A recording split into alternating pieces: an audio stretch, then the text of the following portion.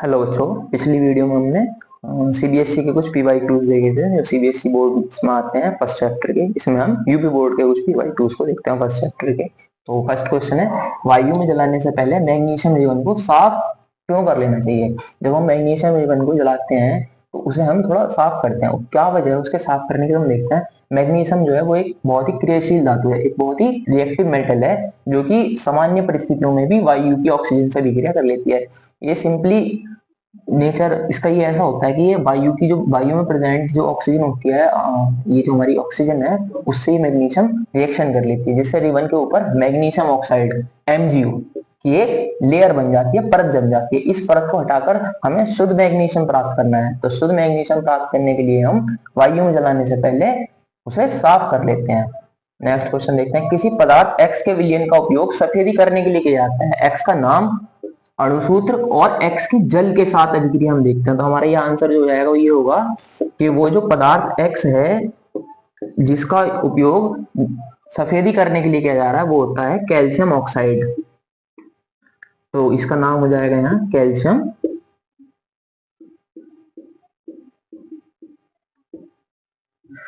Oxide.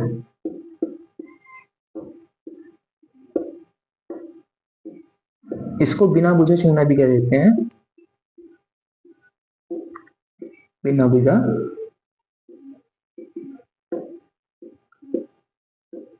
चूना। ये first तो हमारा ये हो गया कि X क्या है, क्या नाम है उसका। तो नाम है कैल्शियम ऑक्साइड, अणुसूत्र हमारा ये हो गया। इसको बिना बुझे चूना भी हम कह देते हैं यहाँ पर।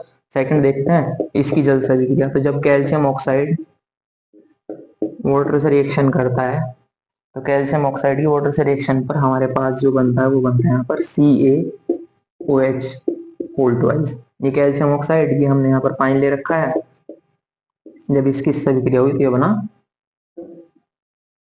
Calcium hydroxide.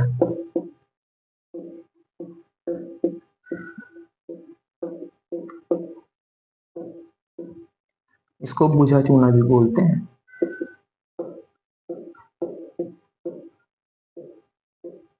तो ये हमने बिना बुझे चूने से बुझा चूना प्राप्त कर लिया। कभी कभी ये रिएक्शन इस तरीके से हो जाती है कि आप किस तरीके से प्राप्त करेंगे बुझे चूने से बिना बुझे चूना। तो आप इन दो क्वेश्चंस को कर लीजिए, आगे देखते हैं।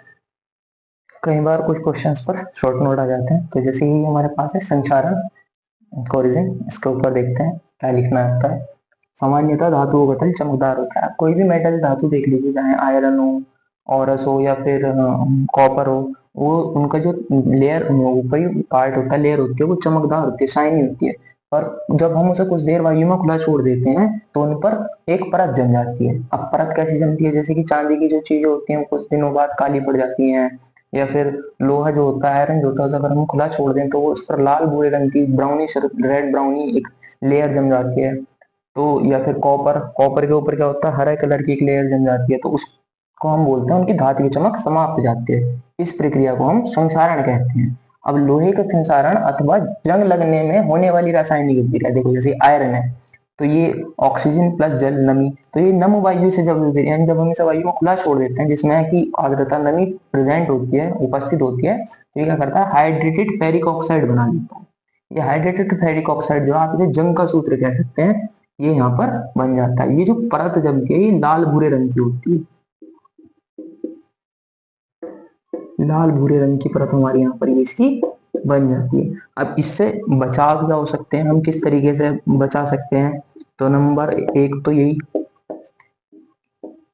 तेल या ग्रीस का उपयोग कर हम तेल या ग्रीस लगा सकते हैं किसी भी धातु पर, तो उसका संक्षारण होने से बच सकता है। दूसरा,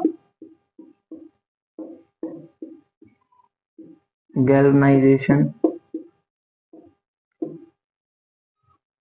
गैल्वनाइजेशन करके बचा सकते हैं हम। इसे यशद लेपन भी बोलते हैं, यशेद लेपन, यानी एक मेटल के ऊपर दूसरी मेटल की लेयर को हम चढ़ाते हैं, एक धातु के ऊपर दूसरी धातु की परत को चढ़ाते हैं, तो हम संचारण से बचा सकते हैं। अब देखते हैं विकृत अंगिता क्या होती है। तो इसमें ये होता है, सामान्यतः प्रत्येक खाद्य पदार्थ जो भी हम चीज खाते हैं, खाद्य पदार्थ होता है, सबकी एक विशिष्ट गंध और उनका एक स्वाद होता है। हम कई बार उनकी स्मेल से पहचान जाते हैं, उसकी गंध से पहचान जाते हैं कि क्या बना हुआ है, क्या ये है। तो उनकी जब ये विशेष गंध और स्वाद विकृत खराब हो जाती है, यानी उनकी स्मेल चेंज हो जाती है, टेस्ट चेंज हो जाता है, तो इस प्रक्रिया को हम विकृतंगिता कहते हैं। हम इसे नाम से भी समझ सकते हैं, विकृत यानी खराब होना, और गंधिता यानी कि गंध, उसकी गंध का खराब हो जाना। तो जो प्रक्रिया होती है उसको विकृतंगिता कहते हैं। इससे बचाव के उपाय क्या होते हैं कि खाद्य पदार्थों को वायुरोधी पात्रों में रखने से उनके अंदर वायु, ऑक्सीजन नहीं जा पाती, फलता ऑक्सीकरण नहीं हो पाता, और पदार्थ विकृतंगी नहीं हो पाते। होता क्या है, अब अधिकतर ऐसे कुछ बॉक्स आ रहे हैं, टिफिन आ रहे हैं जो एयर टाइट होता है, उनमें किसी भी तरीके से हवा बाहर या अंदर नहीं आ जा सकती। तो उनका यूज करने से क्या होता है, खाना स्पॉइल्ड होने से, खराब होने से बच जाता है, उनके टेस्ट में या फिर उनकी स्मेल में कोई भी चेंज नहीं होता। दूसरा, फ्रिज में खाद्य पदार्थों को रखकर भी बचाया जा सकता है। आप गर्मियों के टाइम में देखते हो कि हमारे घर में हमारी मम्मी या सिस्टर जो भी होती हैं, वो खाने को क्या करती हैं, फ्रिज में रख देती हैं। फ्रिज में रखने से, रात को खाने को फ्रिज में रख देती हैं, तो सुबह वो खराब नहीं होता। तो हम रात के खाने को भी सुबह यूज कर सकते हैं। और ठंड के टाइम में तो ना बाहर ही रखो, वैसे ही टेम्परेचर इतना ठंडा होता है कि वो खराब नहीं होते। आगे देखते हैं, ये जो चिप्स निर्माता कंपनी होती है, जो भी चिप्स, कुरकुरे या जो भी हम पैकिंग वाले सामान खरीदते हैं, उसमें कम सक्रिय गैस नाइट्रोजन फील्ड होती है। अब नाइट्रोजन गैस जो होती है वो किसी भी खाने की, जो भी हमारा उसके अंदर सामान होता है, उससे विक्रिया नहीं कर पाती, क्योंकि ये कम सक्रिय गैस है, ज्यादा रिएक्टिव होती नहीं, जिससे चिप्स का ऑक्सीकरण नहीं हो पाता। अब ऑक्सीकरण होना, ऑक्सीजन अगर उसमें जाएगी तभी तो वो खराब होगा, ऑक्सीकरण होगा ही नहीं तो वो खराब होने से बच जाता है। इसलिए हम ऑक्सीजन की जगह पर नाइट्रोजन का यूज जो भी पैकिंग वाले सामान होते हैं उनमें करते हैं। अब आप देखते हैं खाने को सिल्वर फॉइल पेपर में लपेट कर देते हैं, जिससे कि उसे खराब होने से बचाया जा सके। जब भी हम अपना लंच लेकर जाते हैं तो उसे सिल्वर फॉइल पेपर में लपेट कर ले जाते हैं, जिससे कि वो खराब ना हो। तो आप इसे नोट कर सकते हैं। फिर हम आगे देखते हैं, इस क्वेश्चन को देखते हैं। जब लोहे की कील को कॉपर सल्फेट के विलयन में डुबोया जाता है तो विलयन का रंग क्यों बदल जाता है? लोहे की कील है, जब हम उसे कॉपर सल्फेट के विलयन में डुबाएंगे, कॉपर सल्फेट का विलयन होता है नीले रंग का, तो जब हमने उसमें उस कील को डाल दिया तो धीरे धीरे उसका रंग, नीला रंग गायब हो जाता है। तो उसका क्या कारण है, तो देखते हैं। ऐसा इसलिए होता है क्योंकि आयरन, लोहा जो होता है वो कॉपर, तांबा जिसको हिंदी में बोलते हैं, उससे अधिक क्रियाशील होता है।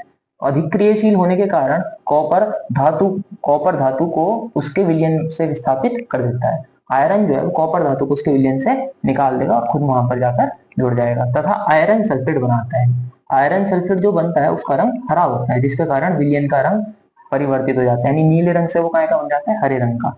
आप यहाँ देख रहे हो ये विस्थापन अभिक्रिया भी है। यहाँ पर एक जो हमारा तत्व है उसने यौगिक में से एक तत्व को हटा दिया और खुद जाकर जुड़ गया। एक धातु ने दूसरी धातु को हटाया और खुद वहां पर जाकर जुड़ गया, अपना विलयन बना लिया। तो देखो, आयरन है, आयरन ने कॉपर सल्फेट से अभिक्रिया करी, कॉपर सल्फेट जो कि नीले रंग का होता है उससे अभिक्रिया करी, तो यहाँ पर ये हमारा बन गया फेरस सल्फेट। और फेरस सल्फेट होता है हरे रंग का, और कॉपर को उसने वहां से विस्थापित कर दिया जिसका रंग भूरा था। तो आयरन की कील को जब भी आप कॉपर सल्फेट के विलयन में डाल दो जिसका रंग नीला होता है, तो वो वहां से कॉपर को विस्थापित कर देता है। जो कॉपर विस्थापित हो गया जिसकी वजह से वो नीला रंग वहां पर था, तो वहां पर आयरन सल्फेट बनता है, और आयरन सल्फेट का रंग जो होता है वो हरा हो जाता है। यही वजह है कि जब भी हम लोहे की कील को कॉपर सल्फेट के विलयन में डालते हैं तो वहां से उसका नीला रंग धीरे धीरे गायब होने लगता है। अभी हमने थोड़ी देर पहले बात करी थी कि हम संक्षारण से बचाव के क्या क्या उपाय कर सकते हैं। तो एक आया था हमारा यश लेपन, गैल्वनीकरण।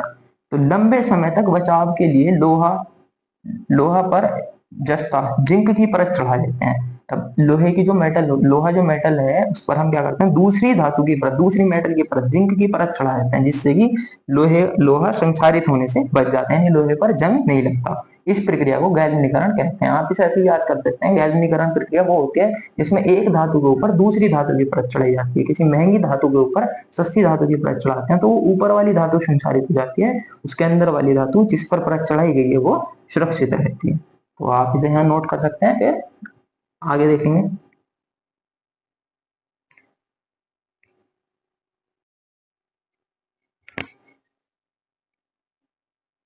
इस क्वेश्चन को देखते हैं। एक भूरे रंग के चमकदार तत्व एक्स को वायु की उपस्थिति में गर्म करने पर वह काले रंग का हो जाता है। कोई भी तत्व था एक्स, उसे हमने वायु की उपस्थिति में गर्म किया तो वो काले रंग का हो गया। जो यौगिक बना हुआ काले रंग का था, इस तत्व का, ये तत्व एक्स व उस काले रंग के यौगिक का हमें नाम बताना है। तो ये जो हमारा तत्व एक्स है, ये जो हमारा तत्व एक्स है, ये हमारा है यहाँ पर कॉपर।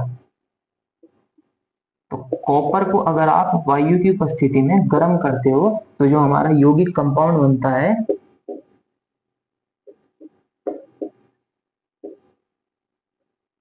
जो हमारा कंपाउंड यहाँ पर बनेगा वो होगा कॉपर ऑक्साइड।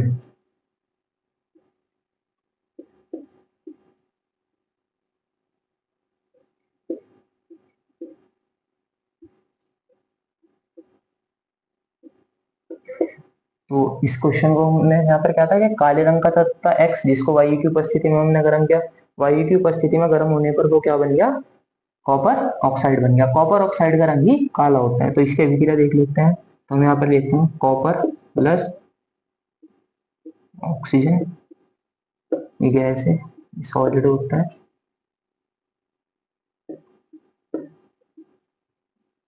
तो जब इसे आप हीट देंगे, गर्म करेंगे हम इसे, तो ये यहाँ पर बन जाता है 2Cu, कॉपर ऑक्साइड।